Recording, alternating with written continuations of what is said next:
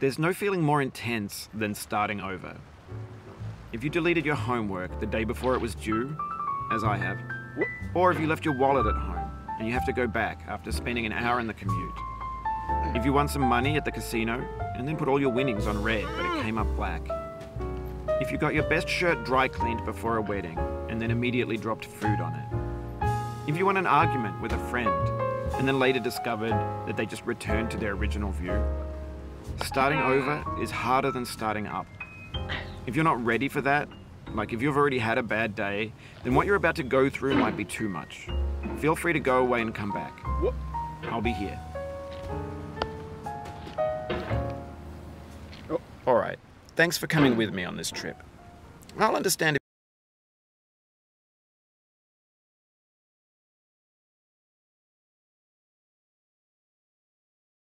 if you have to take a break at any point. Just find a safe place to stop and quit the game.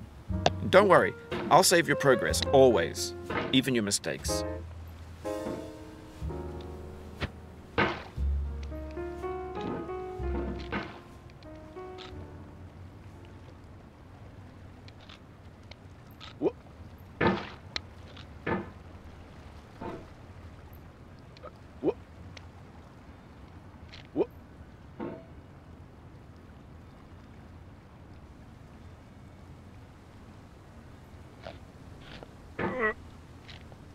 This game is a homage to a free game that came out in 2002, titled Sexy Hiking.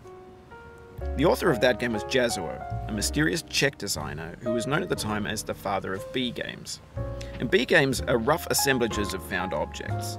Designers slap them together very quickly and freely, and they're often too rough and unfriendly to gain much of a following. They're built more for the joy of building them than as polished products.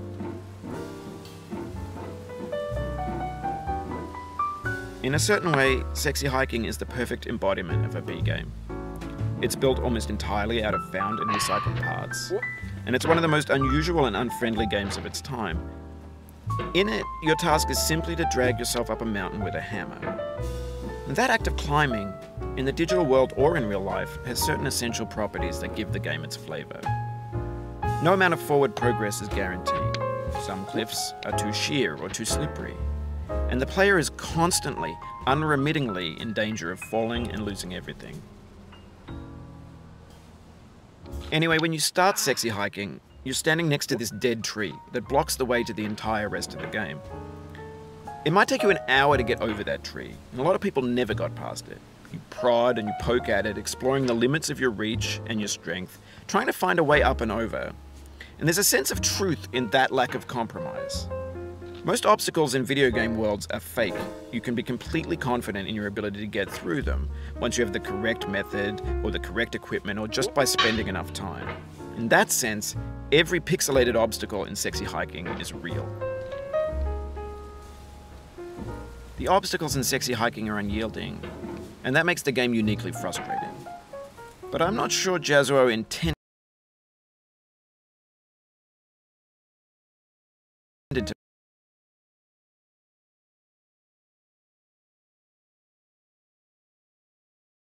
make a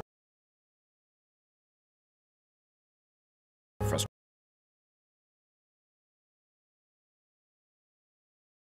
game.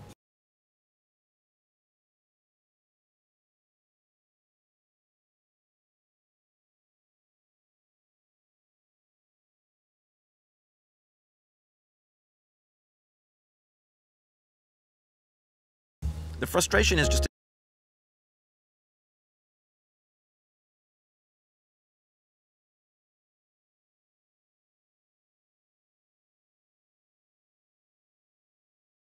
essential to that.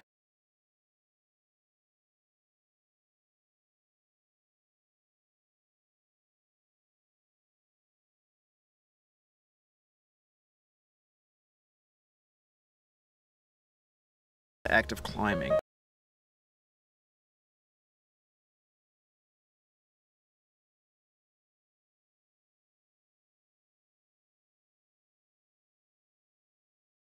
And it's authentic to the process of building a game about climbing.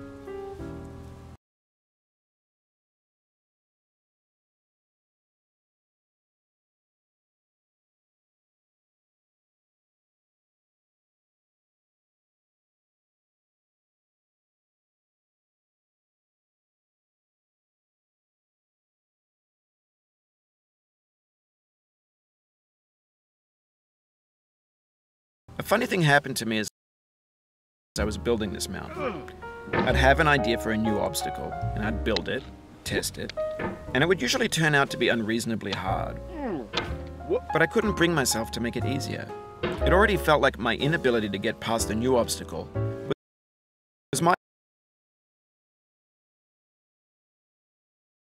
fault.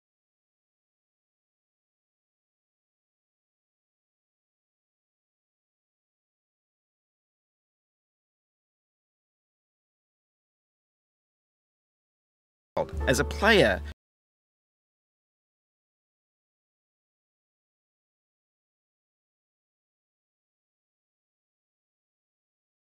rather than as a builder. Imaginary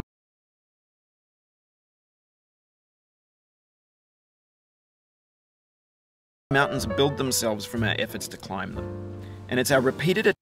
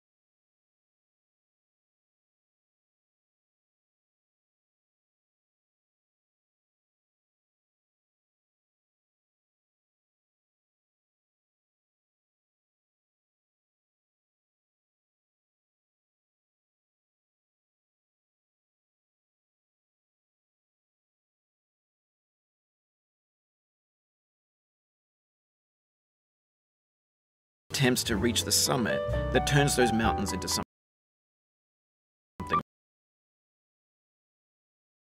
real.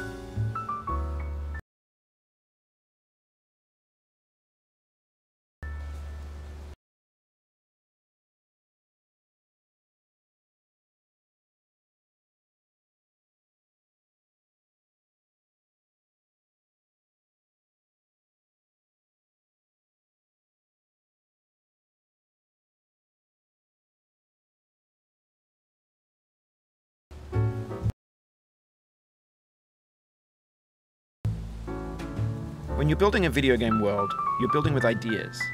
And that can be like working with quickset cement. You mold your ideas into a certain shape that can be played with. And in the process of playing with them, they begin to harden and set until they're immutable, like rock. And at that point, you can't change the world. Not without breaking it into pieces and starting fresh with new ideas.